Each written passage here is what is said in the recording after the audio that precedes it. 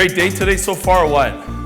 Guys, put your hand up if you picked up at least 3 things you're excited to go back to implement in your business, right? At least 3 things.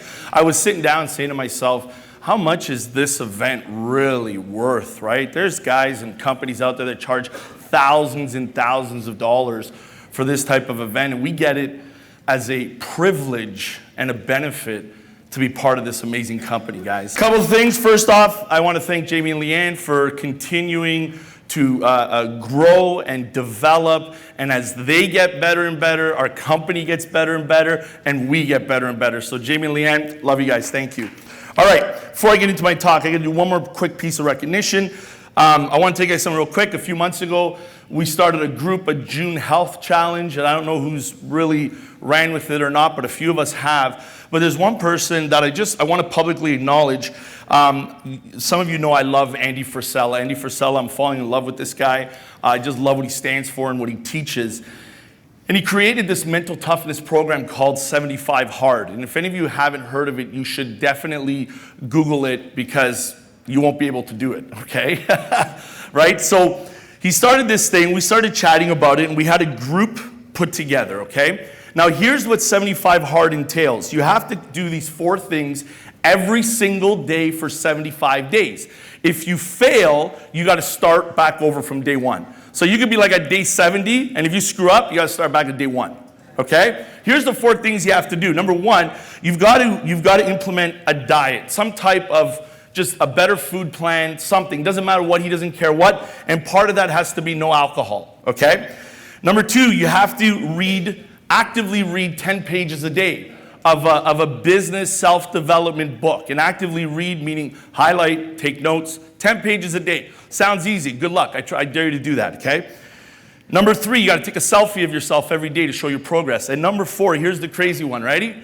You've got to work out every single day, twice a day for 45 minutes each time.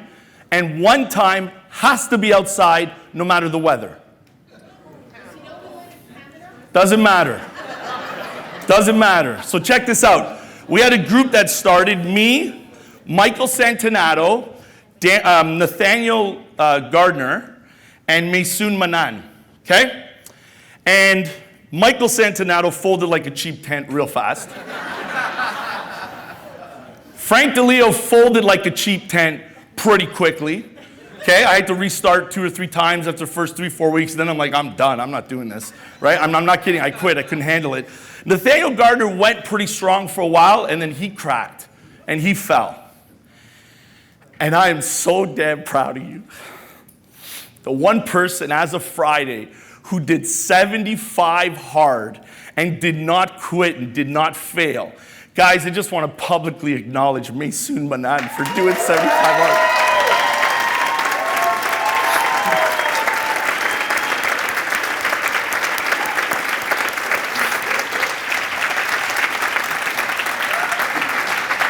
You kicked our ass, man. You kicked our ass. And I got you an amazing t-shirt with Andy Frisella's face on it. And it says, I did 75 hard and earned my happy. But it didn't damn show up on time. So I'm going to get that to you to the office, okay? But it's on the way. Love you so much. Inspiration. I'm so emotional because I can't believe she did it. They went on vacation. You guys went to Chicago 2 weeks ago for 4 or 5 days. They went to Chicago. Maysoon made her mom schedule the flights to Chicago and back home around her workout schedule so she could get her workouts in and wasn't going to use going on vacation as an excuse to not do what she had to do. See, guys, that's a sign of mental toughness, right? And that's what it takes to win in our business too, guys. That type of commitment. Watch out. That list that Jamie put up yesterday at the ED event with all the next wave of EDs, I got no doubt you're going to destroy everybody. I got no doubt because she's just proven she can get done whatever she wants to do, guys. I just love you so much. So proud of you. Okay, let's get into this. I'm going to fly. That's funny. Those of you that know me when I say that, good luck. All right. Today's about learning, today's about teaching, and today's about all of us getting better. So I will try my best not to swear, okay? Jamie asked me to talk about the laws of the first appointment. Now again, I just want to kind of put a little bit of a disclosure out there. This is what FML teaches. This is what the FML hierarchy teaches. I implore everybody, please follow your executive director. If you find something you like here, by any means, take advantage of it. But stay coachable to your team and how you guys do things. This is what works for us. This is what we do at FML, okay, guys? So let's go over a couple things. Here's the golden rules of the KT. Okay, whoops. Now, some of these are pretty obvious, but over the last month or so, I've been having conversations with various advisors, and I'm shocked to find out that people still don't know this stuff. So pay attention, guys, because this is a big deal. Number one, all appointments need to be done at the client's home for one family at a time. I know there's some ethnic backgrounds here that love to have 3-4 families at an appointment at the same time. Don't do it. It doesn't work. It doesn't work. Don't do it, okay? You're going to have one family who's excited, and you're going to have another family who's worried, and they're thinking of a reason not to do this, and they voice that, and guess what happens to the couple who's excited now? They're going, oh, we didn't think of that. Okay, we're going to wait too then. Don't do it, guys. All appointments need to be done at the home. At the home. Not at Tim Hortons, not at the workplace, at the home. Okay? Both spouses need to be present.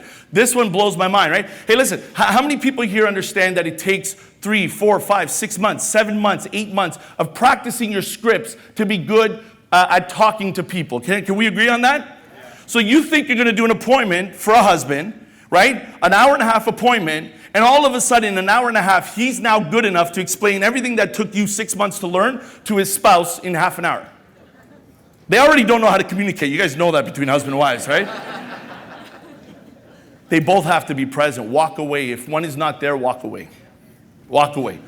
Chat a little bit, get to know them, maybe get them excited about the next meeting, but don't do it. Walk away, okay? Number 3, set an hour and a half appointment. An hour to an hour and a half per appointment. I'm still working on this one myself personally, okay? I think I have a company record. I went to go see a client once. It was around 11:30, and the wife said, stay for lunch. So I said, okay. So we stayed for lunch around 1 o'clock, and then we kept talking and talking and talking and talking. And then 5:30 hit, and she's like, why don't you stay for dinner? I was like, I think I should really go. They're like, no, stay for dinner. And I'm like, oh my God, don't tell any of my team that I stayed this long, right? If you stay too long, they will hesitate to let you back in the home. Trust me on that one, okay? Try to book multiple appointments per evening, right? 5:30, 7 o'clock, 8:45, whatever it might be, guys, but chances are 1 or 2 of those are going to postpone. And I know there's some people in the room that are going, but what if they don't? What if they don't? How am I going to do that? Well, tell you what, I've never met a client who got angry at me because I had to postpone the appointment, right? I'll tell you what happens. You call and it's like, oh my gosh, all the appointments are sticking. We're late. I can't do the 7 o'clock appointment. Call the client. Mrs. Client, listen, I apologize. I double booked tonight. I went later. I can't make our 7 o'clock. Can we reschedule for next week, please? They're going like this. You can't see them on the phone, but they're looking at their spouse. They're like, yes, he's not coming over, right? They're excited. Trust me, it's okay. You can reschedule them, okay? They get excited when you do that. Trust me, okay? Guys, set strong appointments. If you have people canceling on you on a regular basis, you're not setting those appointments properly. Talk to your coach, record yourself. Listen to what you're saying because you're saying something wrong. Follow the script, follow the process. They're not supposed to cancel on you. If it is happening, you are not setting the appointments correctly. All right? Number 6. Oh man, who does an EFA on every single appointment? Put your hand up, be honest, tell the truth. Man, hey, insurance providers, for those of you that are in the room, watch this. Put your hand up if you do an EFA on every single appointment. Tell the truth. Insurance providers, there's a lot more business you guys can get out of this group here. There's a ton more available. You guys are not doing EFAs. That's absolutely ridiculous. And I'm going to show you in a second why. That's the second part of my presentation. I'll leave it at that, okay? This blows my mind. You cannot leave the home without booking the follow-up. Just don't do it. You're there. They're in front of you. They're excited. They like what you've spoken about. They're excited to see their retirement plan, and they're getting at a debt plan and their protection plan. And you're not going to book the follow-up? That's ridiculous, right? How soon after should you book it? How soon after? 1 week minimum? It doesn't matter, guys. No more than 1 week, in my opinion. If you could do it 2, 3, 4 days later, do it. Get it done. They're excited. See, here's what happens. After a week, excitement fades. Right?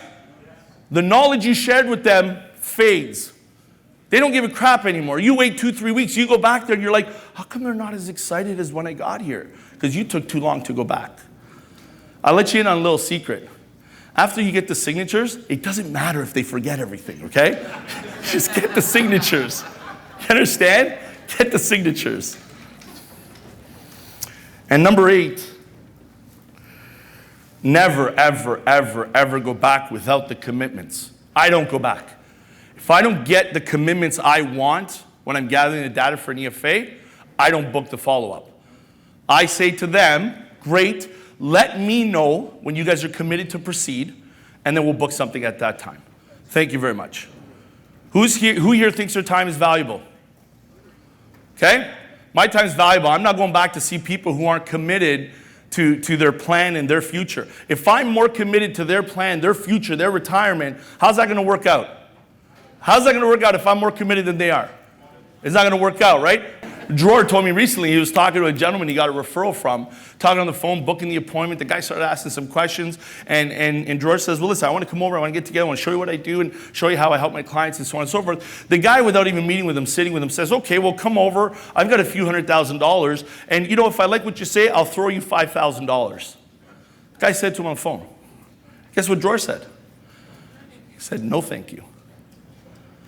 He said, no, thank you. He said, when you're ready and open to discussing your entire financial picture, let me know. I'll be happy to help you. Have a nice day. Okay? That's the way to do it. That's the way to do it, right? If you're brand new and you're setting up appointments, training appointments in your warm market, and you're getting no's, you are talking too much. You are saying too much. Stick to the system. Stick to the scripts. Just ask for help. If you do that, you will not get no's unless you have no credibility. Okay? That's it. If you ever recruit someone and you're sitting there going, man, they're following the scripts, they're following the program, they're talking to 5-pointers, we're not getting anywhere. Guess what? This might not be for them. Because if they don't have credibility with the people in their market, why would you want to associate yourself with that kind of person? You're now guilty by association. No, thank you. I've got a company to protect, and I've got a reputation to protect. I need to associate with champions like the people in this room. Amen. Does that make sense? Yes. Obviously, guys, these are some things you got to bring. Your presentation, laptop. How many people are still using a flip chart presentation? Everybody over 50.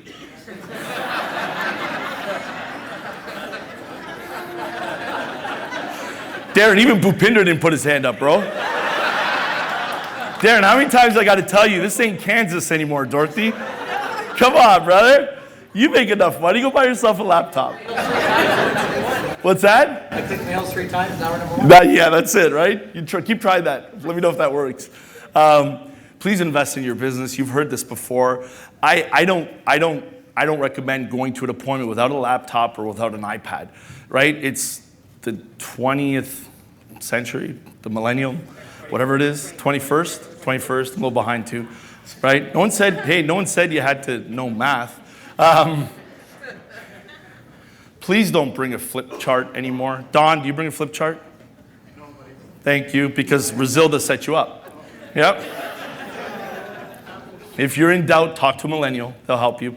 Bring a scratch pad. Scratch pad is good. I still love illustrating things on a piece of paper. That I still love doing, okay? Our client intro sheet, I'm going to talk about your EFA input sheet, your profile selector. Everybody should bring a profile selector for compliance purposes. It doesn't matter what company you're using. I don't care if it's LeCap, if it's Assumption, if it's SSQ. I don't care which one you use. Bring it as part of the plan so you can identify what type of investor your client is. And then, watch this. You could use Cap Intel to build the proper portfolio and go back and close the client. Right? You guys like that, eh? Good. All right.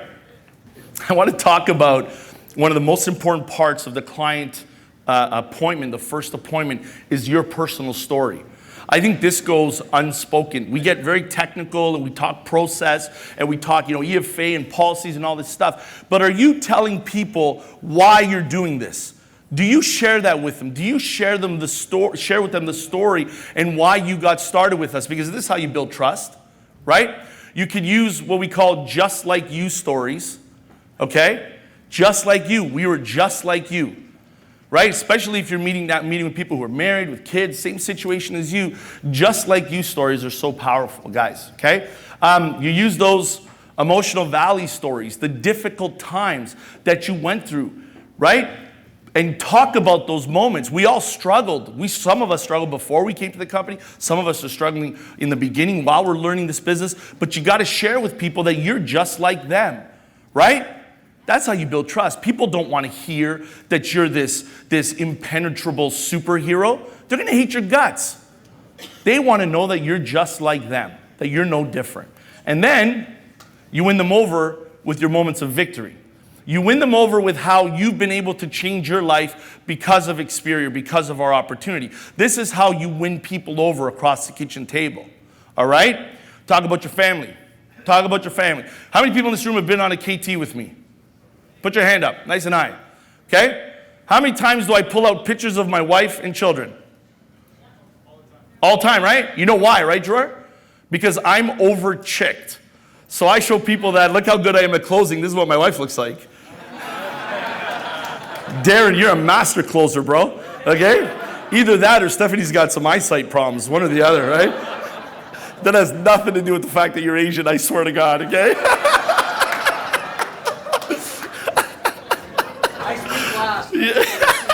Yeah, no kidding. Damn, you dude. Jamie! Right? Guys, talk about your family. Let them into your life. They want to know who you are. How many people have had a client come to their home? You know, any of my clients come to my home to sign a document or anything. Say, hey, come by. You live close by. Drop in, have a coffee, meet the family. They want to know where you live. And by the way, that helps close more business because now they're like, if you screw off with my money, I know where you live. It's like, good. Right? Okay. Talk about why Experior. Talk about how it all started. And make sure you do this in 3 to 5 minutes. All right? Remember this. If a picture is worth 1,000 words, then a story is worth 1,000 pictures. Master your story, okay? I gotta fly. Damn it. Objective of the first visit is to, make a friend, build trust, build those impressions, okay? There's a couple things I want to cover here. What is that? 1, 2, 3, 4. The fifth point, you got to get people to like you, trust you, and understand you. Don't talk above people. Don't talk like you're some big Warren Buffett in the making. People don't like that, right? You're going to talk about all this market nonsense and be like, what? I don't know what this guy's saying. I'm not giving him my money. I don't know what he's saying. See, communicate to express, not to impress. Communicate to express, not to impress. If there's a question you don't know, guys, across the kitchen table, there was an old saying in sales from a long time ago, and they used to say, you either dazzle them with brilliance or baffle them with bullshit. Okay? Don't do that. Don't do that. If someone asks you a question you don't know the answer to, the proper response is, that's a fantastic question. I think I know the answer, but I want to be 100% sure. So I'm either going to write it down and have the answer for you on our next meeting, or I'll do one better. Let me call my director and see if he's available. Bam, you get on the phone, right? They're going to be so impressed that you're more interested in making sure you give them the right information instead of you thinking that you always got to be right. Okay, guys? And get those commitments. Get those commitments, all right? Client intro page. Guys, this is our secret weapon in our hierarchy, is our client introduction page. Our first part talks about their career.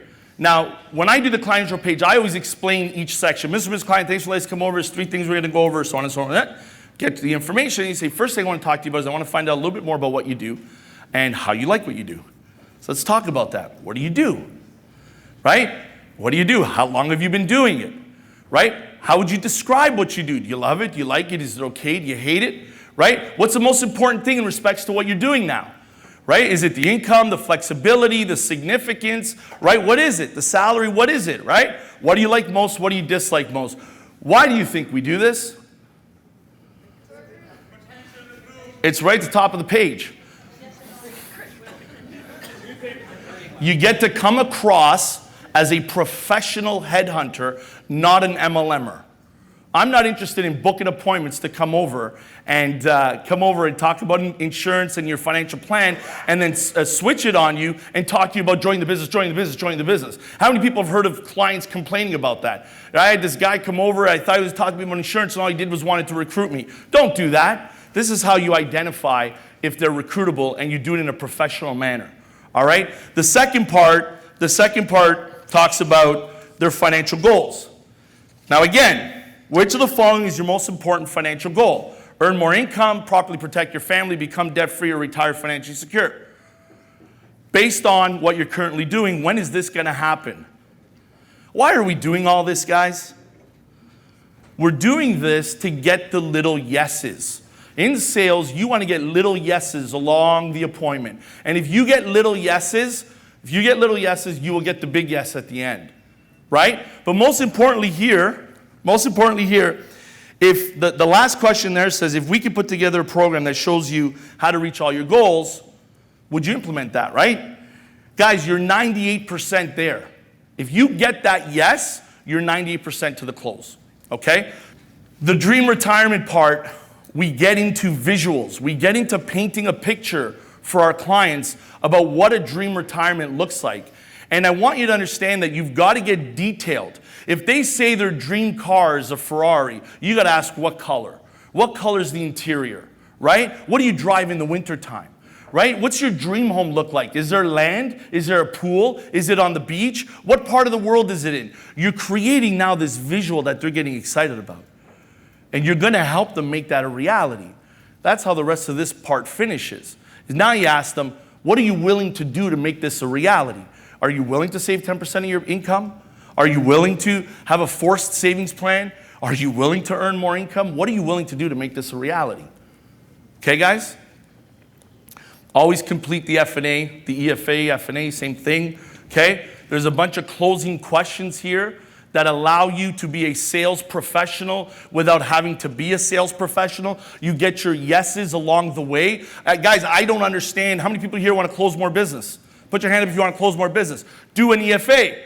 The closing is right there. Everything is there. Okay? Right? Look, it just keeps going. You find out why they don't have insurance. Right? You can address that. You can straight out ask them, if I can help you do this, would you move forward? Yes. I had a client we closed a couple days ago. Why don't you have insurance yet? And her answer was, we just never really got around to it yet. I'm like, can we get around to it now? She's like, yes, we're ready. Damn, bam, we closed it. Like it was a no-brainer. Why are we not doing this more? Okay, guys? Last part, the commitments are here. Do not leave without the commitments. This is the most important part of the EFA. You cannot leave without them telling you that they are just as committed to their financial future as you are, guys. Okay? And I'm going to end with this. Follow the system and keep calling the play, guys. Keep calling the play over and over again. Hold the vision and trust the process. Love you guys. Have a great afternoon.